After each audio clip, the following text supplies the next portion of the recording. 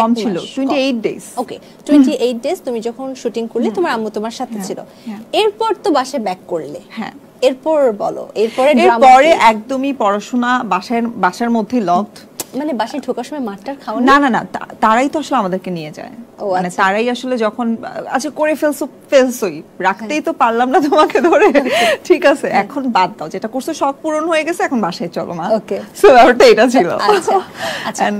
তো অনেক সময় আমরা একটা জিনিস শুনে থাকি সোশ্যাল মিডিয়ার যুগে আসলে কমেন্টস এর অভাব থাকে না তো অনেকে এই ধরনের একটা কমেন্ট করে যে জাজ মাল্টিমিডিয়াতে যারা কাজ করেছে এমন নায়িকাদের সমস্যা আছে কি সমস্যা এই যে অনেক রসালো কমেন্ট করে আসলে নিচ্ছি না ফিল্টার করে বলছি কি সমস্যা আছে আমি আসলে জানি না আমাকে তো একটু সমস্যাটা বলো একটা দুটো সমস্যা বলো যেমন একটা সমস্যা হচ্ছে যে খারাপ কাজ করছে আচ্ছা খারাপ কাজ মানে কি কাজ মিথ্যা বলে খারাপ কাজে মিথ্যা বলে খারাপ কাজ তুমি চাচ্ছ আমি যেন আনফিল্টার্ড হয়ে যায় না না তুমি আমাকে ডিটেইল বলো আচ্ছা ডিটেইলটা হচ্ছে অনেকে বলে যে জাজ মাল্টিমিডিয়াতে যারা সিনেমা করছে বা যারা সিনেমার সাথে যুক্ত যে সকল নায়িকারা তাদের সুগার ড্যাডি থাকে তাদের বিভিন্ন ধরনের স্ক্যান্ডাল থাকে প্রোডিউসারদের সাথে সম্পর্ক থাকে সো এটা কি সত্য প্রোডিউসারদের তো বলতে ব্যাপারটাই প্রথম কথাটাই ভুল প্রথম কথাটাই হচ্ছে প্রোডিউসারদের নাই ওখানে একজনই প্রোডিউসার সেটা হচ্ছে আব্দুল আজিজ দ্বিতীয় ব্যাপারটা আমার কাছে যেটা আমার ক্লিয়ার করা দরকার সেটা হচ্ছে যে জাজ সম্পর্কে মানুষ অনেক ভুল ইনফরমেশন জানে জাজটা আসলে শুধু আব্দুল আজিজ নিজে চালান না ওখানে যে এমডি ছিলেন সেটা তার মেয়ে ছিলেন মোহ এবং তার বয়স আমাদের থেকে একটু সিনিয়র এবং আমার ইন্টারভিউটাও সেই নিয়েছিলেন আর থার্ড ব্যাপারটা হচ্ছে আমি যতটুকু জানি জাজ থেকে এখন পর্যন্ত ইন্ডাস্ট্রিতে বেশ ইন্টেলিজেন্ট ট্যালেন্টেড অভিনেতা তারা অভিনেত্রী এনেছেন এবং তারা আমাদের ইন্ডাস্ট্রিকে অনেক প্রাউড করেছেন অনেক এবার হচ্ছে একটা ভিন্ন প্রশ্ন করি কখনো পূজা চেরিকে নিজের কম্পিটিটর মনে হয়েছে না ও আমার খুব ক্লোজ আমরা আমাদের অন্তত মানতে একবার দুইবার কথা হয় এখনো রেগুলার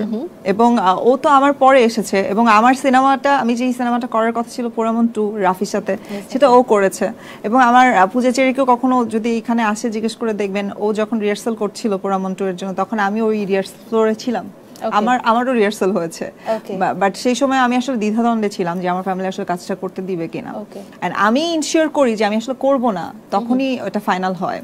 সিয়াম এবং পূজা চেরি বাট প্রথমে আমার এবং রোশানের কাজটা করার কথা ছিল ওকে পুরো জুটিটাই পরে চেঞ্জ হয়ে যায় হ্যাঁ যদি পোড়ামন 2 তুমি করতে তাহলে কি তোমার ক্যারিয়ার অন্যরকম জায়গায় থাকতো আজকে এখানে যেখানে আছো এখানে থাকতে না না এটা আমি কখনো বিশ্বাস করি না করতে বলতে কোনো বিষয় থাকে না আসলে মানুষের লাইফে যেটা আসলে তোমার রিজিকে আছে সেটাই হবে হয়তো বা পোড়ামন 2 আমার রিজিকে ছিল না জন্য আমি করিনি সো যেহেতু যেটা আমি করিনি সেটা নিয়ে আমি কেন আফসোস করব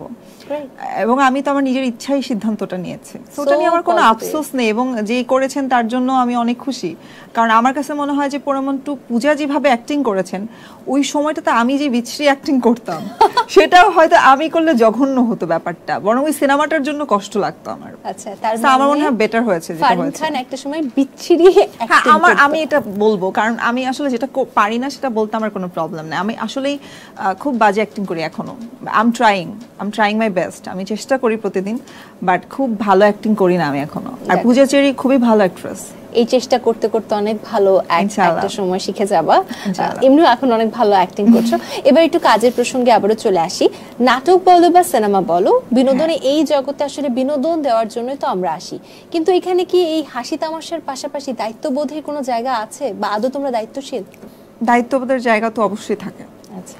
মানে আমরা আসলে দায়িত্ববোধ যদি না থাকতো তাহলে তো কাজটা এত ফোকাসড হতাম না ধরো শুধু কাজ করার জন্য যদি কাজ করতাম তাহলে অডিয়েন্সের জন্য ভাবতাম না ইন্ডাস্ট্রির জন্য ভাবতাম না কাজের জন্য ভাবতাম না সো দায়িত্ববোধ তো আসলে মানে কাজ শুরু থেকেই করতেছি সেটা তো আসলে এটাও তো একটা দায়িত্বের মধ্যে পড়ে শিডিউল ফাঁসানোর কোনো অভিজ্ঞতা আমি কখনো করিনি এবং আমি খুব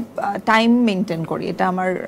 মানে আমার সেটের সবাই জানে ডিরেক্টররা জানে এবং তোমরাও মেবি বুঝতে পারছো আমি আজকে আমাকে 7:30 তে বলা হয়েছে আমি এক্সাক্ট 7:30 এর আগে ঢুকে গেছি এখানে সো আমি খুব টাইম মেইনটেইন করি এবং আমার এটা খুব পছন্দ এবং আমার আশেপাশে কেউ এটা মেইনটেইন না করলে বরং আমার বিরক্ত লাগে সো শিডিউল ফাঁসানোর কোনো প্রশ্নই আসে না তোমার মানে কারোর জন্য তোমার ফাঁসেনি কখনো শিডিউল আমার জন্য কখনো কারো ফাঁসেনি কারোর জন্য আমার হ্যাঁ মাঝে মাঝে হয়, কো আর্টিস্টরা সামটাইমস লেট করে আসে, বাট